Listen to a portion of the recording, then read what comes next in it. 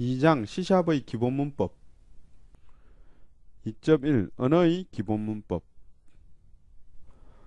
2.1.1 헬로 월드 콘솔 프로그램. 이번에는 헬로 월드를 출력하는 프로그램을 만들어 보겠습니다. 일단 소스 코드를 작성해야 되겠죠. 그래서 메모장이나 편집기에서 helloworld.cs라는 파일을 만드시고 그 내부에 이와 같이 코딩을 하시면 되겠습니다. 여기에는 내부 코딩을 보면 helloworld라는 클래스가 하나 있습니다.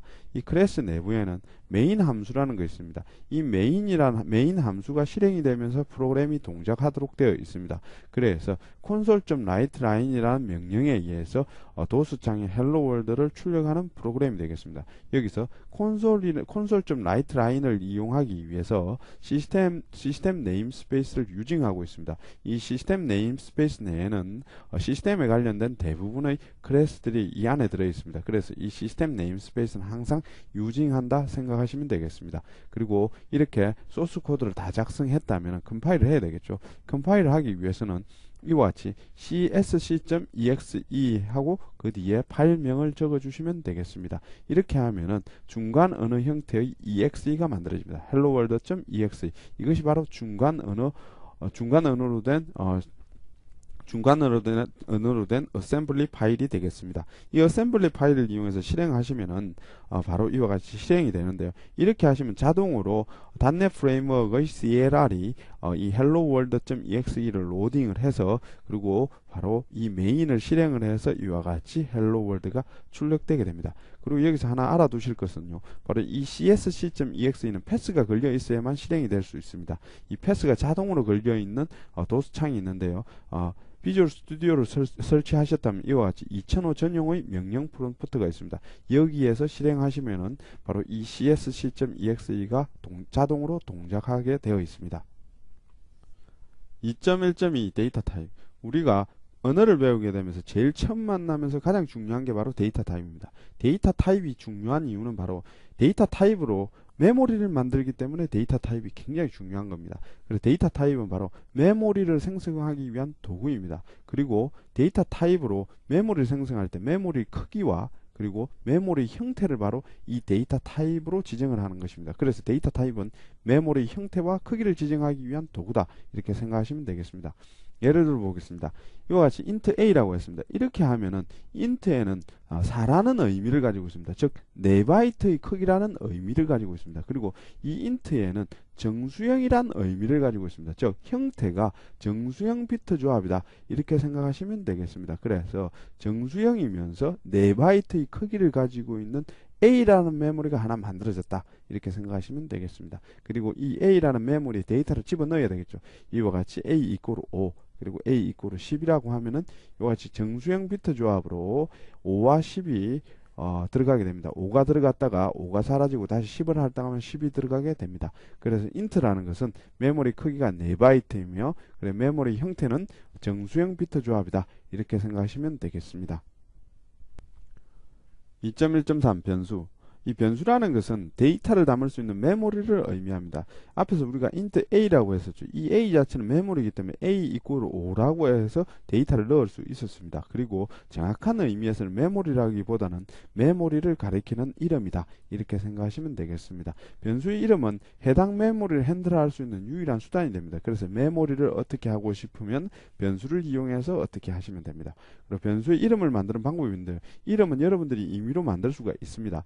하지만은 약간의 규칙을 지켜야 되는데요. 영문자나 언더바로 시작을 해야 됩니다. 그리고 숫자로 시작을 할 수가 없습니다.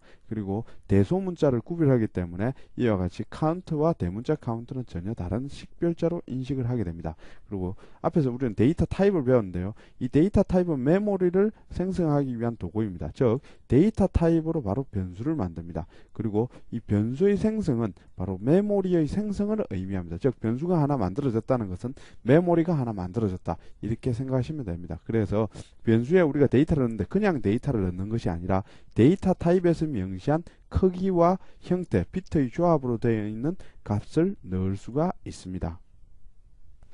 2.1.5 할당. 이번엔 할당에 대해서 알아보겠습니다.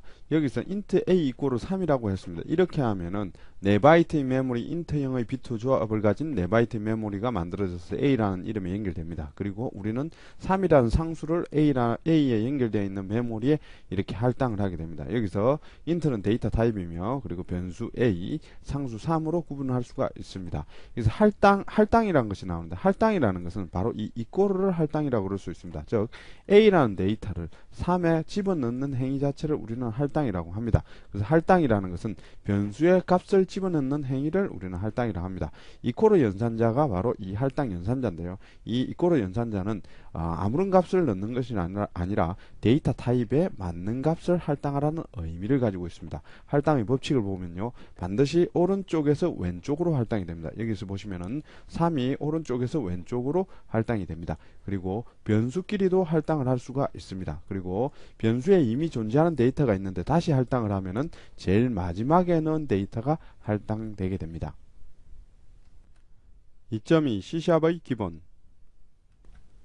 2.2.1 Value 타입과 Reference 타입 C샵은 기본적으로 데이터 타입을 value 타입과 reference 타입 두 가지로 나눌 수가 있습니다. 이 value 타입 같은 경우에는 우리가 변수를 선언합니다. 변수를 선언함과 동시에 자동으로 메모리가 만들어지면 이것을 value 타입, 즉 값 타입이라고 합니다. 값 타입 예를 들어 보면요. int a 이와 같이 하면 4바이트의 메모리가 int형의 메모리가 생성이 됩니다. 이와 같은 데이터 타입을 값 타입이라고 합니다. 즉 변수의 선언과 동시에 메모리가 생성되면 이것을 값 타입이라고 합니다. 이와 반대되는 데이터 타입이 바로 reference 타입인데요. 레퍼런스 타입의 대표적인 예는 클래스에 있습니다. 이와 같이 클래스로 새로운 데이터 타입을 하나 만들었다고 가정을 하겠습니다. 이 탑 자체가 데이터 타입입니다. 이 데이터 타입을 이용해서 이와 같이 변수를 선언합니다. 이렇게 변수를 선언해도 타합형의 메모리는 만들어지지 않습니다. 실제의 메모리는 참조 타입의 경우에 실제의 메모리는 new 연산자를 이와 같이 이용해서 이와 같이 메모리를 생성한 뒤에 이 메모리를 t에 연결을 해야 됩니다. 이와 같은 데이터 타입을 바로 레퍼런스 데이터 타입이라고 합니다. 즉 레퍼런스 데이터 타입, 즉 참조 타입은 변수를 선언한 이후에 new 연산자를 이용해서 메모리를 생성해서 연결시켜주는 데이터 타입이라고 생각하시면 되겠습니다. 2.1.2 value 타입의 종류 값 타입은 기본적으로 두 종류로 나눌 수가 있습니다. 컴파일러 차원에서 제공하는 빌트인 값 타입이 있습니다. 그리고 사용자가 직접 만들어서 사용하는 user defined 값 타입이 있습니다. 이 값 타입은 무엇보다도 중요한 것이 바로 변수를 선언함과 동시에 메모리가 만들어진다는 특징입니다. 그 대표적인 예가 바로 빌트인 값 타입, 즉 컴파일러 차원에서 제공하는 값 타입이 바로 이 빌트인 값 타입입니다. 대표적으로 정수형 비트 조합을 가진 값 타입과 그리고 실수형 비트 조합을 가진 값 타입 그리고 불형 이렇게 세 종류로 나눌 수가 있습니다.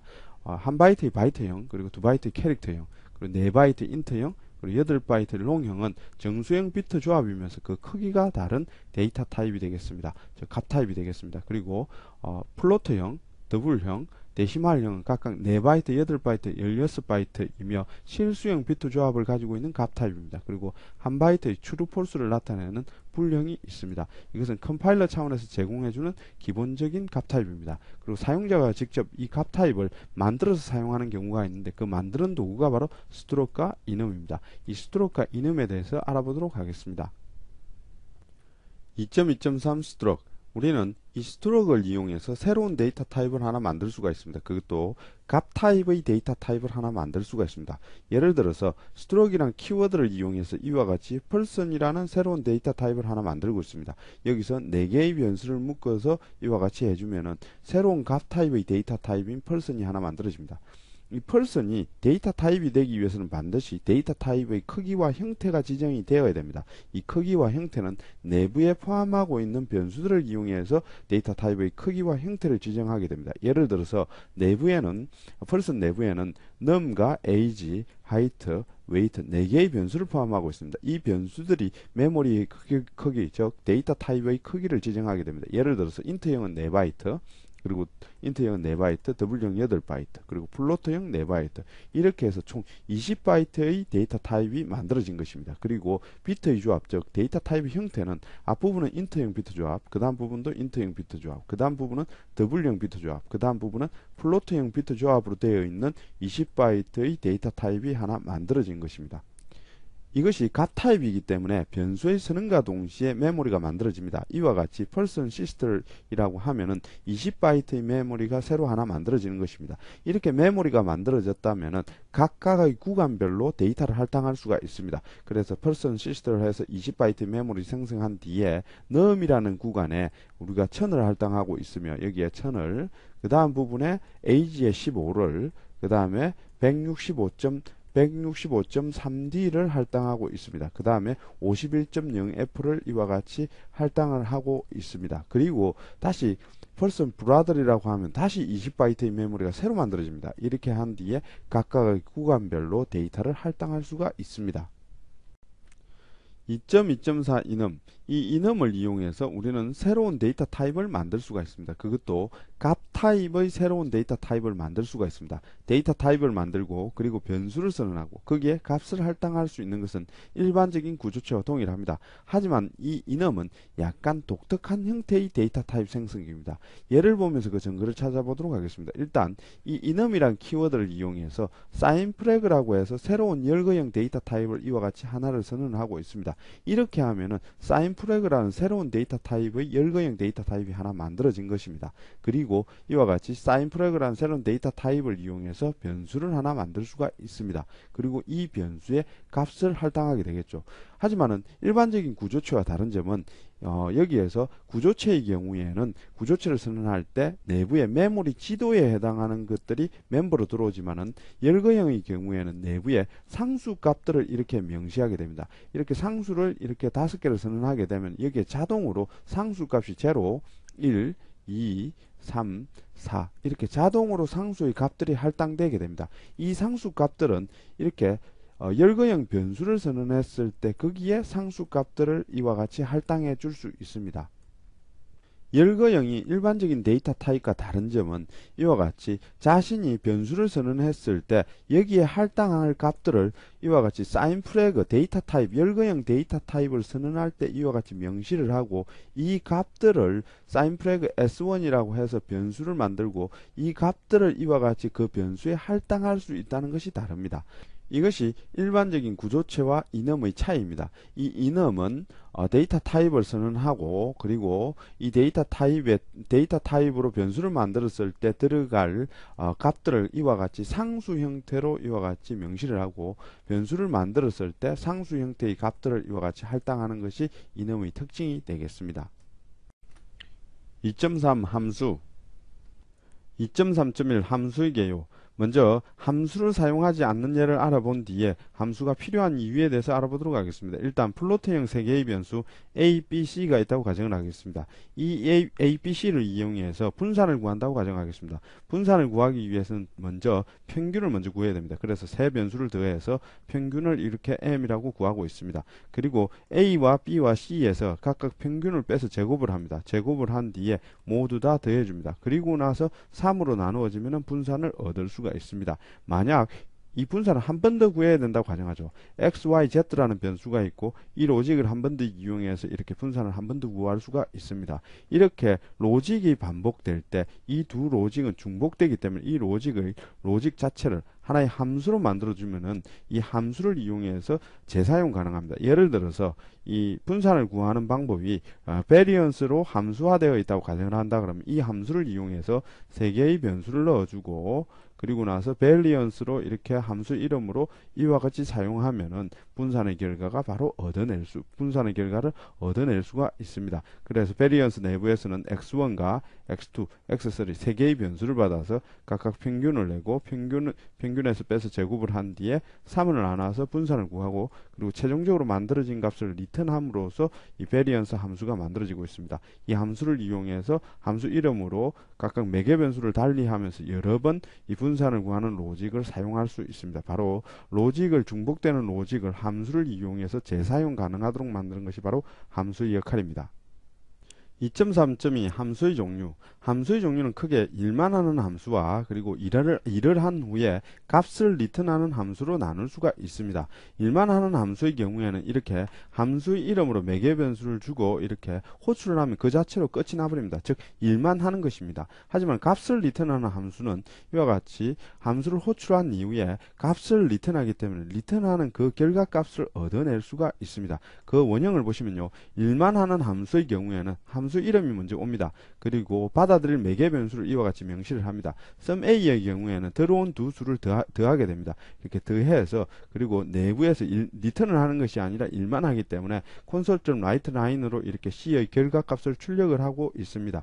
리턴을 하지 않는다는 의미에서 아무 값도 리턴을 하지 않는다는 의미에서 리턴이라고 표시를 합니다. 뒤에 어떤 값을 주지 않고 단순히 리턴이라고 표시하면은 여기서는 아무것도 리턴하지 않는다는 의미가 됩니다. 이럴 경우에는 이 리턴 표시를 생략해야 됩니다.